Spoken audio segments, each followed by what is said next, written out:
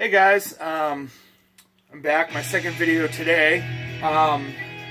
This is actually a contest video from Tales from the Crate. I don't know if you guys have watched his videos, but he got 100 subscribers and started this contest for a soundtrack of your life.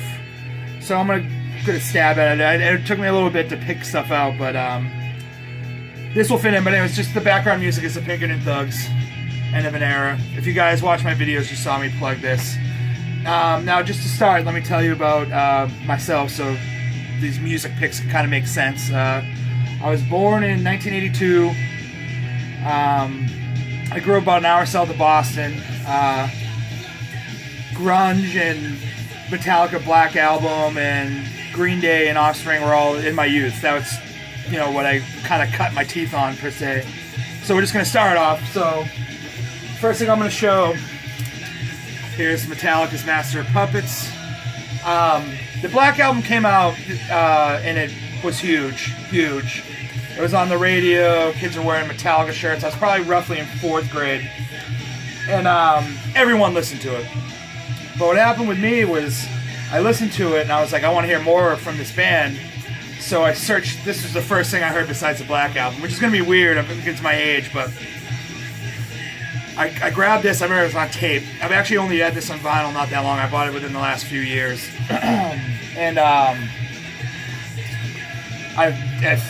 fucking dug it. And, Battery is just an opener is a killer. It's just Welcome Home Sanitarium. It's just, the songs on this just blew my mind. And it blew my friend's mind because we used to, ride skateboards and BMX bikes. And this is what we would listen to. This and... The next thing is, come on guys. Slayer, man.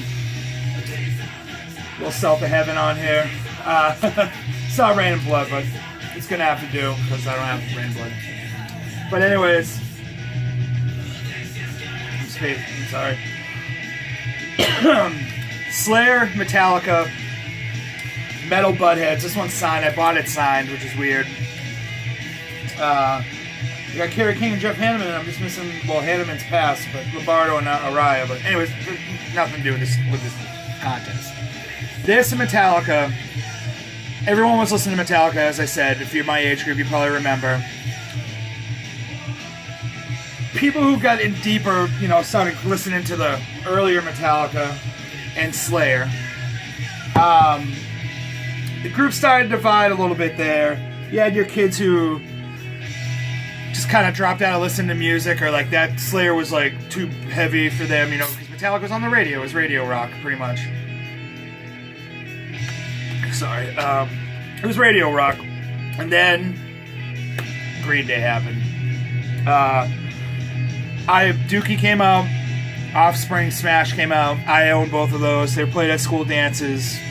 Again, everyone listened to it. But for me, I kind of got started, as I did with the earlier Metallica and Slayer, I started to dig deeper. Like, I want to hear, like, bands that sounded like that. So then we got this right here. There's NoFX's Punk and Drublic. Classic record. Like I said, the group started to split, girls and sports became important for some kids, and being a total dorks and watching wrestling and listening to weird music became the thing for other. I was in the other group. So this came out, I'm not going to lie, I didn't buy it the day it came out. It was probably a year after it came out. I believe it's 1994. 95. I think I probably got this around 95. It's 94, 93 this came out. And the hooks were in me. No pun intended with the last name. And which led to this other thing that came out. And Out Come the Wolves. This came out in 1995. I got this when it came out because Ruby Soho was getting played on the radio. At this point, even though this stuff was being played on the radio in my town and the area of Massachusetts that I grew up in, I still kind of live in that area. I wouldn't say I'm grown up though. The group started to fragment, and dorks and losers were listening to this and this, and still secretly jamming and still also listening to these. you know, listening to these. But, you know, these two records here, like I was still too young to be a full-blown loser when these came out. These were my gateway to full loserdom in the eyes of of some people that I was growing up with. And then ska blew up at the same time too. So, yeah, the Suicide Machines is the first self-titled. I absolutely love this record. I have friends that love this record. I know every word. I actually saw them play this from beginning to end a couple years ago. And this was just, by the time this came out, I had Suicide Machine shirt. I was probably in 8th grade. I was a fucking loser. I grew up in a kind of a town that's a little bit affluent. I wasn't. I was living in an apartment. Kids that I grew up with thought the apartments were, you know, I got one of those above my garage and stuff. I started to realize things like I didn't have money. I was kind of fat, chubby. I liked weird music. I wasn't good at sports, and I didn't talk to girls. So, like this, this song, Suicide Machines were pretty big for me. Face Value is a great song. That's you used to listen to that thing on like the school bus. I got the line, "You got no friends because you're lonely." It doesn't have to be that way. Just be yourself, the one and only. I was a punk rocker. It seems like it was a real long time, but it's a real short window. Kids got in and out. I kept going with it. I started wearing my clothes were kind of dirty. I had patches and pins. And we're about entering high school now. And I start to realize that there's a local scene. And I started looking out for, I'm like, there's music like this that's here, So that's when, as you hear now, there's bands like the Pinkerton Thugs. And this next band, which I've mentioned before, The Trouble.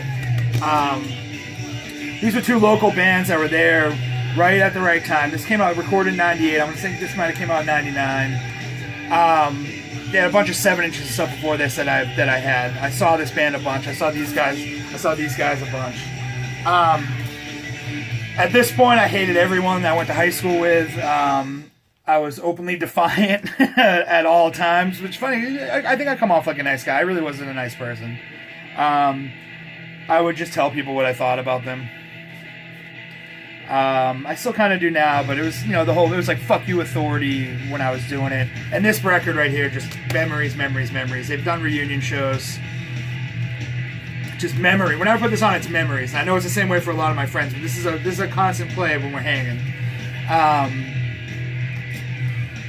Just being different. And then I started making friends with the punk scene, and it was kids from other towns or kids that were older. And they were kind of, it's going to sound corny, but they kind of accepted me into, because, we're all losers. And we were all into things that no one else thought was cool, except we did, so it was our own little world. And that's when I just was a full-blown punk and hardcore kid at that point. My grades were garbage. I wasn't going to school dances. I was really angry, like I said previously said. Girls wouldn't talk to me. I was scared of them. Columbine happened, which was the worst thing ever because of what happened to the people in it, but it was the worst thing ever for me because I was a weirdo in a small town, so next thing you know, I'm in guidance every other day, being asked if I'm okay and all this kind of weird shit. And I kind of played off it a little bit. I kind of dug being like a weirdo. But I was very angry. I know a bunch of my friends are gonna watch this and probably make fun of me, but I don't really care. So I was full blown into punk at this point, and there's so many records. Like it's so just to choose some. I mean, I have tons. But I started delving even deeper into punk, like UK 82, UK 77. I was basically listening to all this stuff that either older kids were listening to. No one in my school was really into, except for my two friends, Mike and George. What's up? You guys might watch this. We were going to shows all the time. I made my friend Ken from the next town over. He doesn't watch my videos, so he thinks they're weird. But we were just, it was a group of like 4 or 5 of us that were core. Just, weirdo punk and hardcore kids when no one else really was. And I'm not trying to toot my horn like I'm some sort of like groundbreaker, but it was what it was. This was back when it wasn't cool to have dyed hair and, I was called a fag all the time, and it wasn't a fun time. But that's when I heard this record for the first time, which is Stiff Little Fingers and Flammable Material. I believe this came out. It might have been. I want to say it was the late 70s. I'm not. I do not think it was the early 80s. Late 70s, early 80s. I'm spacing right now. Sorry, guys. This record is amazing from beginning to end.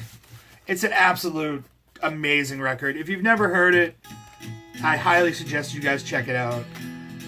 It was kind of a life changer for me in a way because it's punk, but it's very melodic. It's got pop. It's like got the pop punk for pop. You know that pop punk drum beat everybody knows. It doesn't have that drum beat, but this is melodic. It's punk. It's angry. It's political. It talks about life. I related to a bunch of songs on here. I still do to this day. This thing's pretty beat up, but trying to find a date so I don't sound like 1979, 1978, 1979. So I believe it came out in 1980. I could be wrong, but it's you can get this thing. I believe it might have just been repressed. Get on CD. It just was a very big record for me. Songs end up on mixtapes and all that other kind of stuff. I know some people agree with me. I was done with my town at this point. I was done with everything and everyone. I basically just gave up with school. I graduated, but I just barely graduated. I had to go to summer school every year. I didn't give a shit. I told teachers to fuck off. It was a very crazy time. And I was listening to this. That kind of was what I was listening to, was Stiff Little Fingers and these local bands more so. These other ones I showed before were still getting plays, but these were every day. These were getting played. I eventually graduated high school. I took off. I moved. I was, I was never home. I was in New York all the time. I had friends who lived in Rhode Island. I was in Rhode Island. I was going to shows every weekend. I was full-blown punk rock hardcore kid. That's all I did. My whole life revolved around it. I didn't have any money. That's all I did was punk and hardcore. And then in the early 2000s, I grabbed this when it came out. Against Me is Reinventing Axl Rose. I bought this shortly after it came out. I'd only heard one or two songs on it before I bought it. I think they were on a comp, or I heard them somewhere. Someone was playing them at a house I was at. And if you guys don't, I'm sure you all know who Against Me is. You gotta remember, this was before Against Me was Against Me. They were just a punk band from Florida. A punk band from Florida that messed around a little bit with acoustics, with mostly acoustic guitar and screaming and yelling. Very political. I started kind of softening up a little bit around the time this came out. I realized that you can't hate everyone and everything, and not everything is against you and not your fault or whatever. It's funny too, because it looks like this is supposed to be the spine, but they messed it up, so it's pretty good. Anyways, that's not the point of the video, but I started listening to these guys. I caught them. I became more involved in, instead of just being an angry degenerate, involved in myself, and I toured. I put a record out around the time this came out. I was still punk and hardcore forever, punk and hardcore everything, but I kind of chilled out on just being a dick all the time. Which some people can probably back that up. I don't know if they will. But it's Against Me. Against Me is Reinventing Axl Rose. Original press. So, I was out of school for a while. I had a girlfriend. We broke up.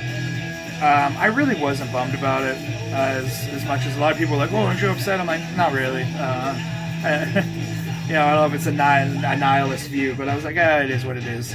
And then I met this girl, kind of similar to Tales from the Crate, and I was super into her, but I couldn't tell her, it was weird. So we hung out awkward hangouts, a couple times. And then we eventually started dating, and we're married. We've been together for 14 years. Actually, next Monday will be 7 years married, but we've been together 14 years. So she's put up with my shit for 14 years. And I think I've become a better person. I think I'm I can still be crabby sometimes, but I'm nowhere near what I was around the time shortly before we met, where I was just pissed at everything. My whole life was shit. I was working a minimum wage job. I would pretend like I gave a shit and was going to apply to community college. I never even tried. I didn't care. I had some other stuff happen. I was living with my parents. and they were having a house built, like a prefab home built. It's the first home they ever owned, because we grew up in apartments. And someone burned it down. I had a couple deaths in the family. This was all in like a 2-year period, and I was just miserable person. And you know, I met her shortly after, and she kind of made me unmiserable. She still makes me unmiserable, and she's gonna see this and probably laugh and be embarrassed. But I love you. Anyways, so this record came out way before that, and I heard it. But around the time my wife and I started getting serious, I started listening to this record a lot. This is Hot Water Music's No Division.